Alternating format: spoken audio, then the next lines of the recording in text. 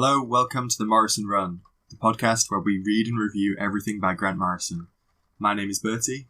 I'm Angwin. I'm Leon. Today we're going through Fantastic Four 1, 2, 3, 4. This is drawn by Jay Lee. It's from 2001, which I think is really interesting because it's one of Grant Morrison's only works at Marvel. The other big work at Marvel is New X-Men, which also started in 2001.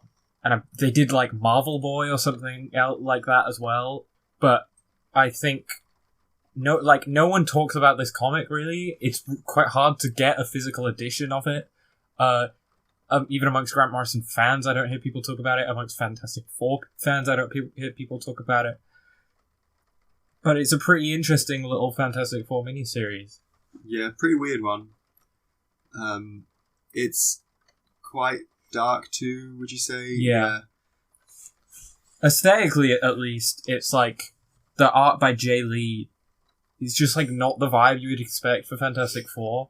No, not at all. And I think it's quite clear Morrison does have quite a broad understanding of the history and the characters, but I don't know if these Marvel Knights comics are not canon.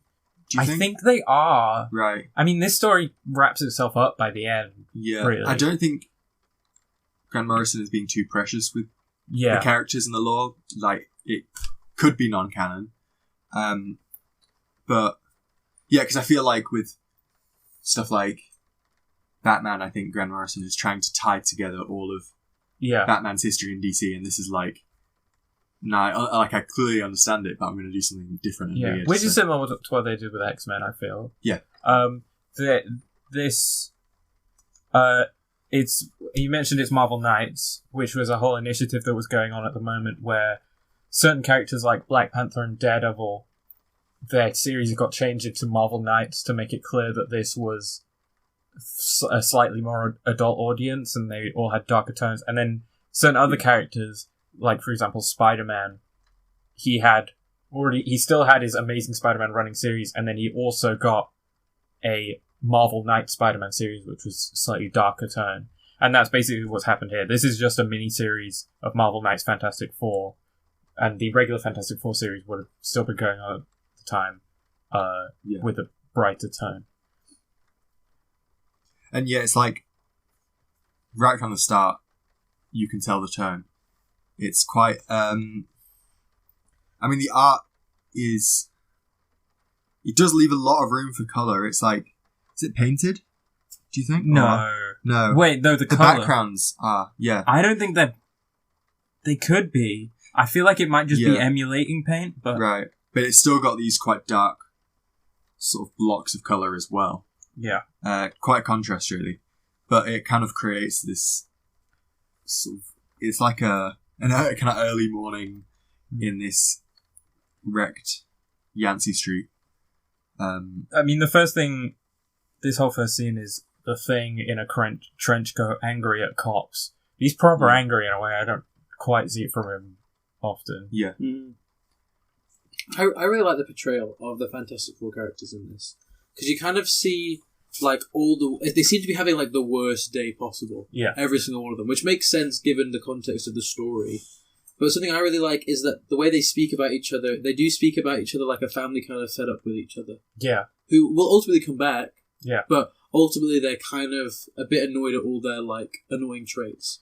I was going to say, I mean, one of the first things I kind of wrote in my notes was, like, it takes all the normal drama that's always kind of there, implicitly or explicitly, in Fantastic Four and really heightens it. Yeah. We find out there's kind of a reason for that as well, more specifically, but it's really all brought to the forefront. Not to go too far into because I'm sure we'll talk about it more later, but things like Sue's kind of sexual tension with Namor, or the Thing's feelings of being seen as an outcast and seen as ugly and things like that, and Sue's frustration with her husband are all like super heightened in this comic. It almost feels like, I don't know, oppressive at times. Like it feels like just like unrelenting. Yeah, 100%. Like it just keeps, especially because you as a reader become very frustrated with Reed's absence. For the whole book. You're like, because the impression you get is that if he would just wake up, then this would all stop, right? He'd be able to solve it, but for some reason he is just like he's being very self-isolating. Basically, the premise is that Reed Richards, Mr. Fantastic, is stuck in a room in some kind of machine while like focusing on his work, and the rest of the family kind of feels like he's not attending to them. Yeah, exactly. And which especially affects Sue, obviously. Yeah. But we find more about why that is later. I heard someone say some modern comics are making Reed be this character who's like on the verge of becoming the Maker. Yeah. But I don't think this is a Reed who's got like evil in him. It's like, I think he's just too absorbed in his own struggles and goals to kind of, you know. I don't know if this is like, I feel like it's a common, I don't know how common it is, but I feel like it's, I've definitely like heard people read as autistic, and this says it on the page. Sue is like basically wonders if he's autistic. Yeah. I really like the depiction of the Thing in this, because it starts with the Thing. It starts with the Thing being really angry that the street that he grew up on is destroyed, and the police are being quite rude to him. And he speaks to Johnny about this later, either Johnny or Sue. I think it's Johnny, about how one day you're like the people's champion, and the next day they don't want to look at they don't even want to look at you. And I can understand how it'd be very frustrating for him, because he's obviously the most physically different from all of the Fantastic Four members, and as much as he is loved, he really struggles, and Johnny talks about this often, he really struggles with loving himself. I think that it starts, so like, I think we get the first panel, it is the Thing's worst traits on show, and then we get Sue's worst traits, we get Johnny's worst traits, and especially Reed's in his absence, and in his, you can argue like selfish pursuit of his own interests. And I think it creates quite an oppressive, but ultimately quite affecting, tone. Yeah. I like the Thing trench coat. I think that's pretty cool. Yeah. I think we start off with Thing trench coat. I was like, yeah, I'm sold. I think he looks pretty cool. For a lot of this story, the Thing isn't the Thing. The Thing is just Ben Grimm kind of like... Well, yeah. So in the first issue, while all this is going on, Reed's stuck in this machine. There's a sign on it that says "Deep in Thought, Keep Out." Yeah.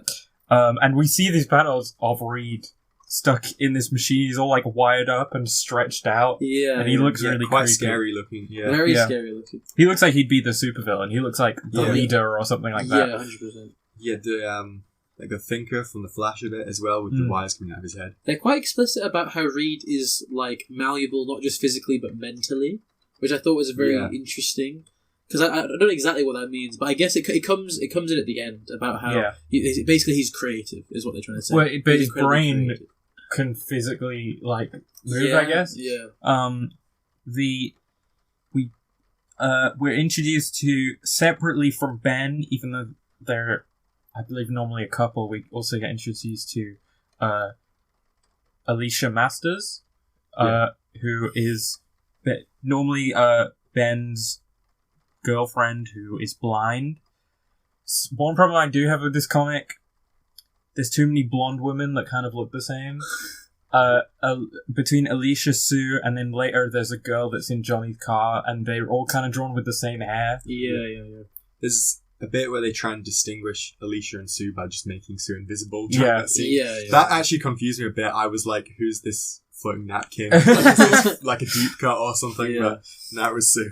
And then she's like crying in that scene, which I think is really, really sad, because you just see tears, like you don't see her face, you just see like tears rolling.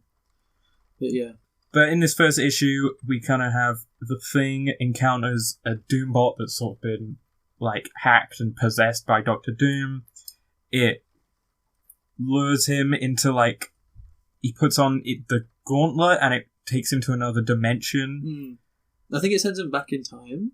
Yeah, and then he meets Dr. Doom there, and he walks somewhere that sends him back in time, and he becomes his like younger self. Yeah. but I think he's still in the now. Yeah, like he is. Yeah. But he becomes himself from before he was the Thing. Yeah. While he's like goes in this dimension and sees Doctor Doom takes off his mask. And we can't see what's in the mask, but the Thing's pretty like shocked by it. Yeah. I think what's meant to imply is that he looks like Reed Richards. I believe so. Yeah. Which is a reference. Which talk about at the end of the. It's like explained by his trickery later, but it's like this whole. I don't know. Reading this thing, all these sequences of Ben in his young body, and he's kind of like. I think he's like he doesn't have all the same memories as well. It's like, but it's quite distressing to read. Like I really like. I agree. You get that feeling of him just being like lost. I think the whole point of like the Fantastic Four 1, 2, 3, 4 is that Doctor Doom is attempting to destroy Reed Richards' family one person at a time. Yeah. And issue 1 is about Ben Grimm the Thing, and I think that is really sad. I have a bit of a soft spot for the Thing. I think that he's really cool. But I understand like his insecurity about because he seems like, and I think Alicia speaks about this about how he always needs to find something to fight, right? So that he can kind of like not think about the fact that he hates himself, the fact that he can't like love himself both physically and emotionally. I just find it like a really, really sad way to start like the whole story. Like I think it only gets sadder with maybe Sue's story because she's so like I don't know, she's very like hardworking and she tries to keep the family together, but obviously like her husband's absence is like very, very noticeable, and her affair with Namor is kind of like. I don't know, it adds like an extra piece of pressure. Yeah. But yeah. No, I think that this first story, I really want to touch on, like, I think that I really like the panels of Reed. He's got like, a bunch of them is like, kind of like face shots of just his face, and it's like all like, kind of like goopy, which I think looks really, really cool, and it's kind of scary. Like, in a way, that this story is pretty horror. Like the really deep shadows and like the way the Thing is depicted, he seems a lot more like a monster than he normally does, where he seems a lot more humanoid. Even when the Thing becomes Ben Grimm again, he loses a bit of his humanity and like he loses his arms and he becomes injured and it's ironic. Yeah, he kind of becomes more washed out as well. Like his depiction, it goes a bit black and white. But yeah. No, yeah, I really like this first issue. It really, really sold me on the rest of the story. Like, the kind of time travel stuff, they didn't really, like, spend too much time on it. Like, Doctor Doom just can do time travel, basically. And I think that it sets a really good tone. Yeah. Where Ben Grimm, basically, he, like, goes back in time and he becomes his human form again. Which, I will say, that's, like, explained better later, but when that first happened, I didn't really know what was going on. I was like, he's Ben Grimm again. Obviously, he's not the Thing now, but I couldn't tell if he was in another dimension or if he was like what had happened to him. He seems to like forget though. He seems to become himself from before. Like when later when Johnny refers to him as the Thing, he seems like not really know what that means. But yeah, unless you have any more thoughts on the first issue, should we move on to the second? Sure. Okay. Second issue, the splash page is of it's of Namor and Sue almost kissing, and then Reed Richards looking real annoyed in the background. His arms like flailing in the air. I didn't even notice that. That's really funny. Yeah, he's like in the middle of them, and his face is really silly.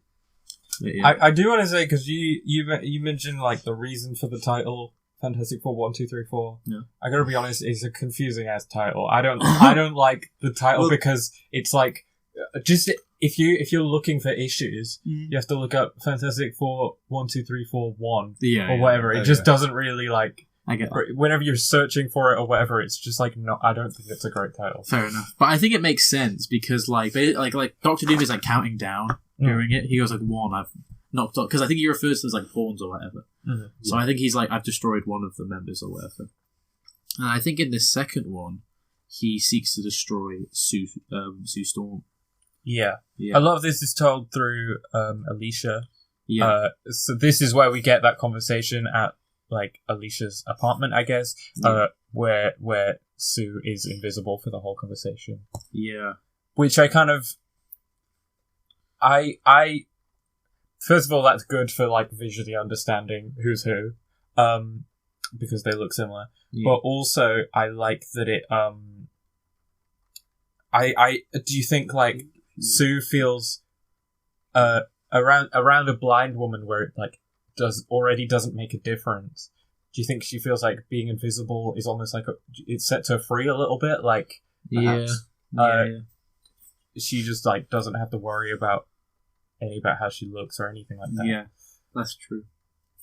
Yeah, this scene, like, we really establish, like, Reed's absence. There's more, like, full-page spreads of him kind of in his room by himself. What is this? Is his thinking? I don't know if we don't know what he's doing. He's doing there at this point at all. Yeah, we just know that he's alone, like, not helping. Yeah. But, and in this, like, Alicia is speaking to Sue, and she's trying to comfort her, and Alicia seems quite content. She's like, you know he loves you. Everything's going to go back to being fine. You guys are just having a really rough day. Which I think really helps that sort of tone of, like, it's a family who are all having a really bad day and they're all really annoyed with each other. Maybe they just need some space.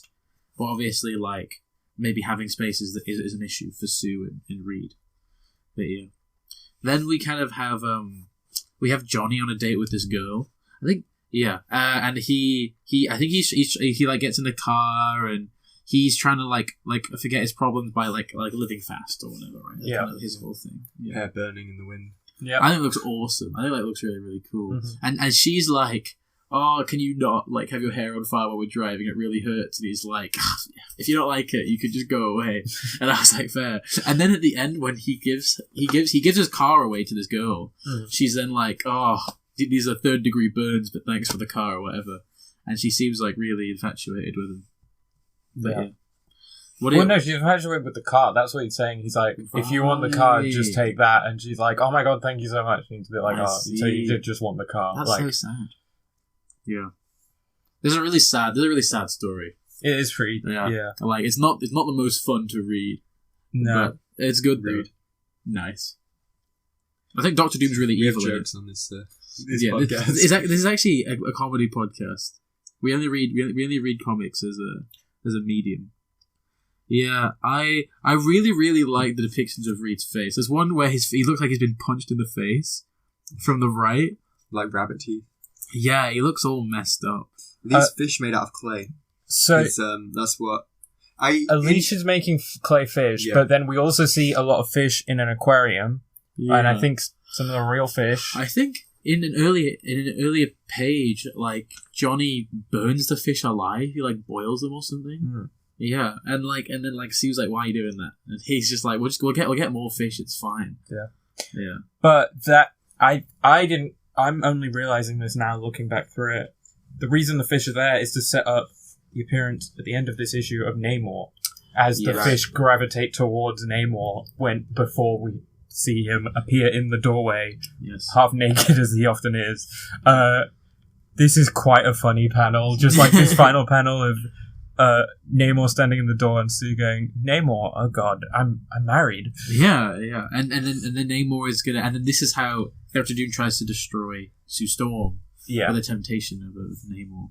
That's actually not the end of the issue. There's a little bit more as a big monster comes out the sewer that Johnny's gonna have to deal with. Yeah. And it is because most of my Fantastic Four reading is from the 60s. Is Alicia being referred to as Puppet Master in modern comics? Like, is she taking that mantle? I've read the Jonathan Hickman run, right, which is great, and she wasn't in that. Okay. I don't think she might have popped in it a little bit, but I don't remember that definitely. By the way, Angwin, it seems like you quite like this story. Yeah, I think Jonathan Hickman's Fantastic Four does the best. It's got a bit of a darker tone, but also it's quite it's scientifically complex and stuff, and I think that is the best successor to this story. Okay. I think you'd quite enjoy that. I'll read it. It's pretty long. I used to have the omnibus, but it's for our Jonathan Hickman podcast. Yeah. The Hickman run. Mm. Yeah. All right, tune in.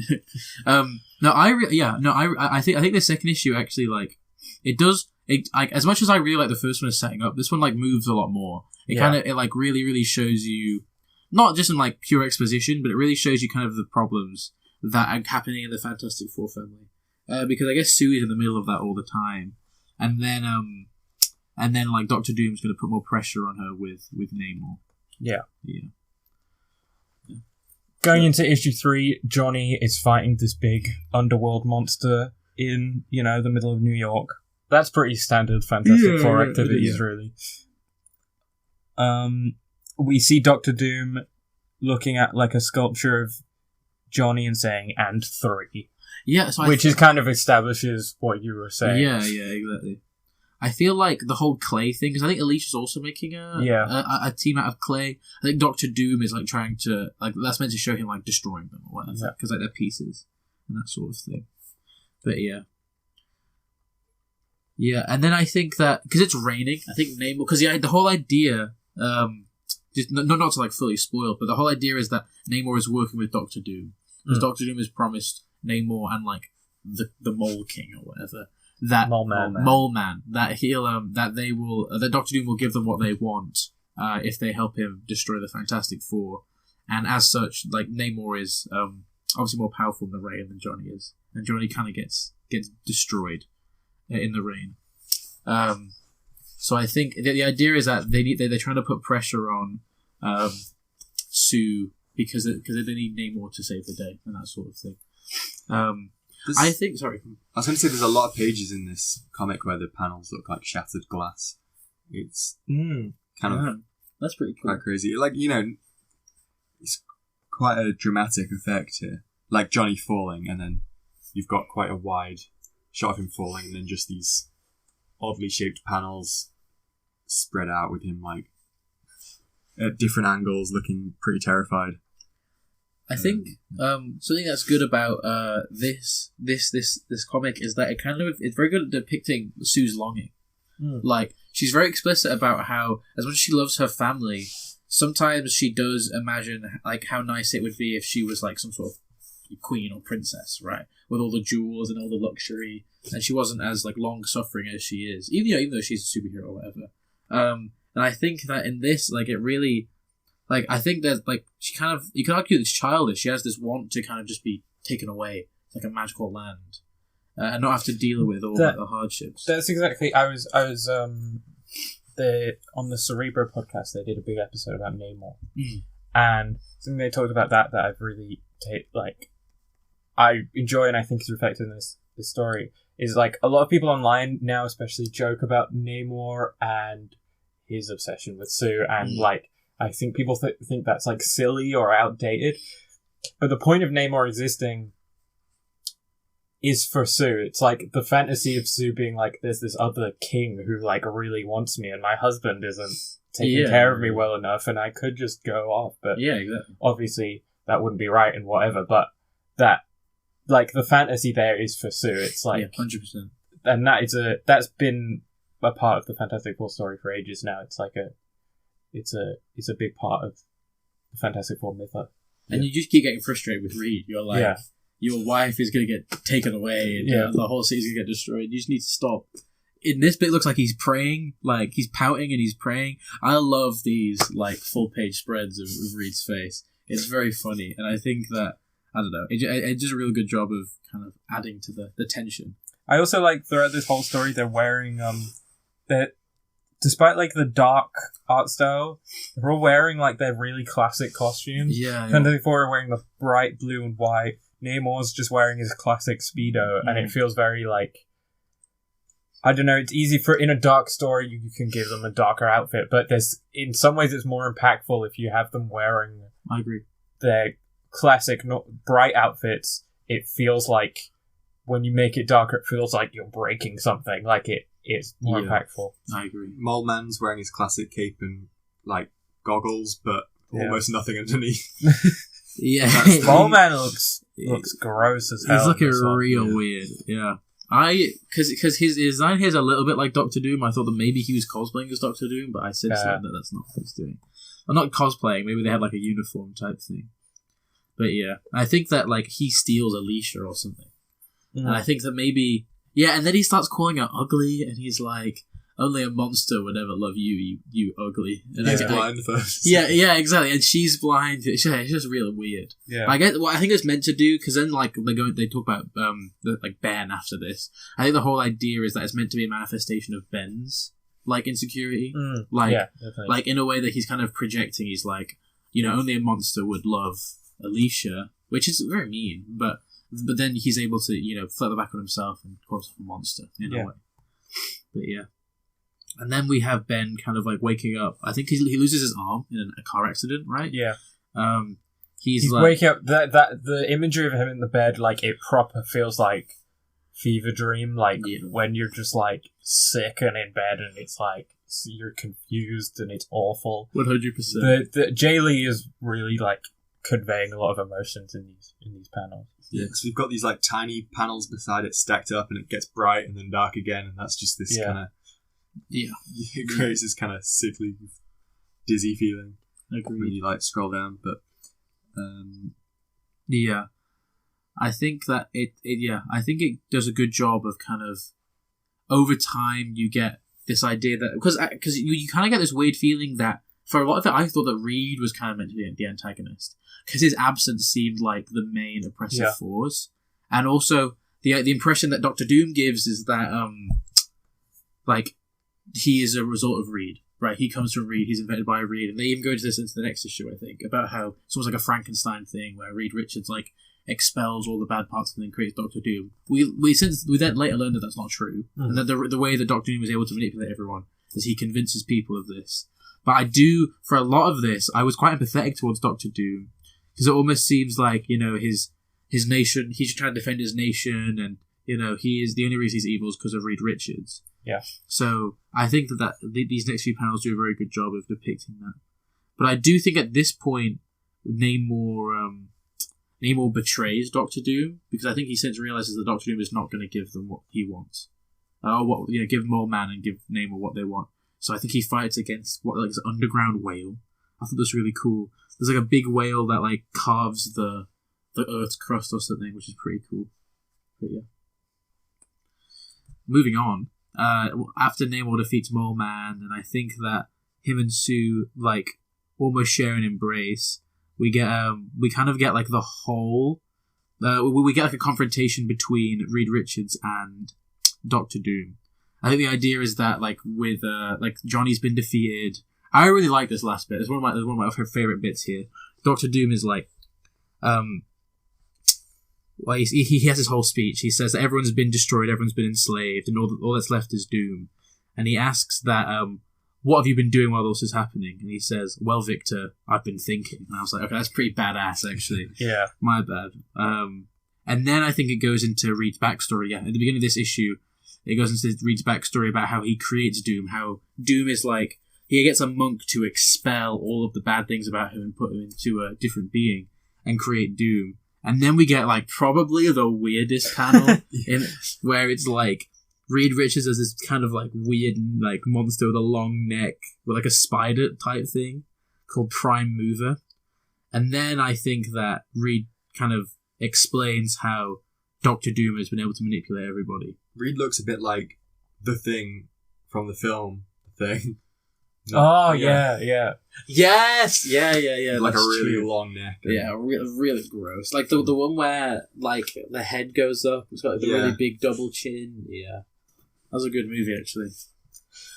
That's such a good movie. If only Grant Morrison had written The Thing. And then in this, like there's this big like Doom monster trying to like kill Reed Richards or whatever, right? And I think like Johnny Storm and Namor, like kind of the way that this is depicted is that like you've got two big battles. You've got like the mental battle between. I think he literally describes it as like 4-dimensional chess or whatever between Doctor Doom and Reed Richards, and then you have the physical battle between Namor, Sue Storm, Johnny, and this big Doom monster. And when Namor and Johnny like attack the monster, that's seen as like almost like a check from Reed Richards. And in this, Namor and Sue kiss, and I was like, what that?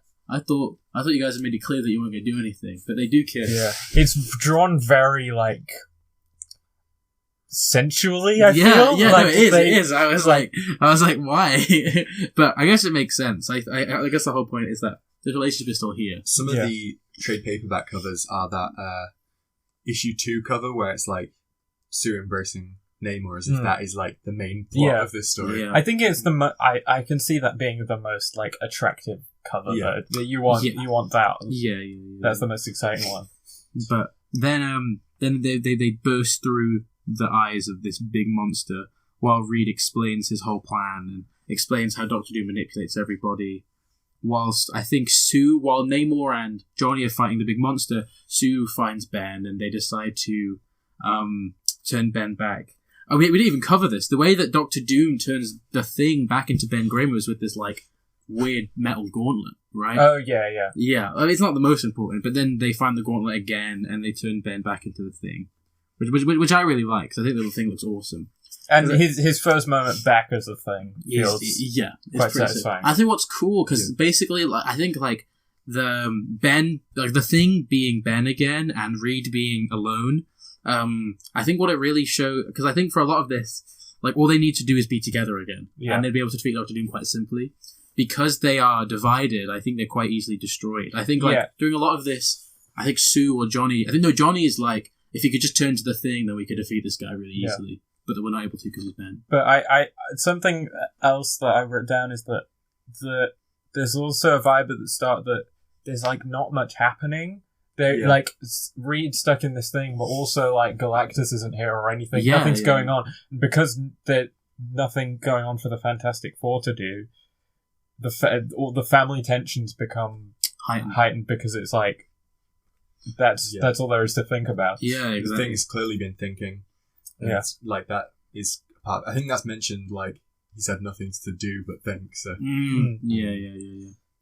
I agree. And right at the beginning, like they talk about how Galactus isn't like I think Galactus. He makes a joke about Galactus. And, like if Galactus shows up, then you guys have to solve it by yourself or whatever. Well, that's very much the thing. Like you see this.